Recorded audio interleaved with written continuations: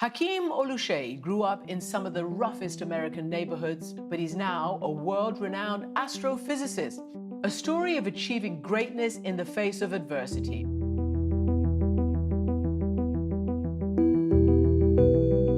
I come from these humble beginnings of growing up in very rural Mississippi. And because of that, I don't come across like the typical scientist comes across, right? I'm kind of a regular guy.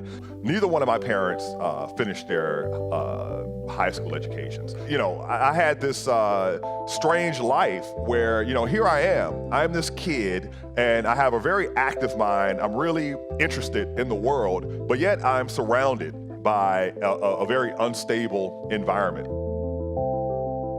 The thing about the universe, I've been attracted to it from day one. I've been attracted to nature, but I was also attracted to weirdness, right? So, I got into comics. My Mississippi cousins introduced me to Marvel and DC Comics, and I loved it. So when I hit Einstein and relativity, I'm like, this is just like that stuff, like the miracles in the Bible, sci-fi, all that stuff. And then I was like, I gotta learn this. So I started teaching myself relativity at the age of 10. And so in college, what ends up happening is I take my first physics class, realize this has to be my major.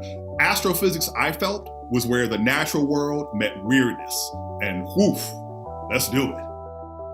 So I became really fascinated with this idea of interpreting light. A supernova explodes somewhere in the distant universe. We know how bright it intrinsically is. And so by measuring how bright it appears, we can tell how far away it is, right? Because an object appears more dim the more distant it is. The second thing is we can break that light down into its spectrum, but because that light is traveling through intergalactic space, the space between the galaxies is expanding, and so the light gets stretched by the exact same amount. So now, by looking at the spectrum of these exploding stars, you get the size of the universe versus time. You have to attack things like identity. Because I had this, I felt like the world told me, here's what you are. You're a black guy, you're supposed to be good at basketball, you're intimidating, you're this, you're that, and I lived that out. What are you gonna do with your life? And I discovered, I never set out to be an inspirational figure or a speaker or anything like that, but I find that I'm just a ham, right? And so this becomes a life's passion of mine. I started going out speaking and inspiring others to careers in STEM when I was still a graduate student.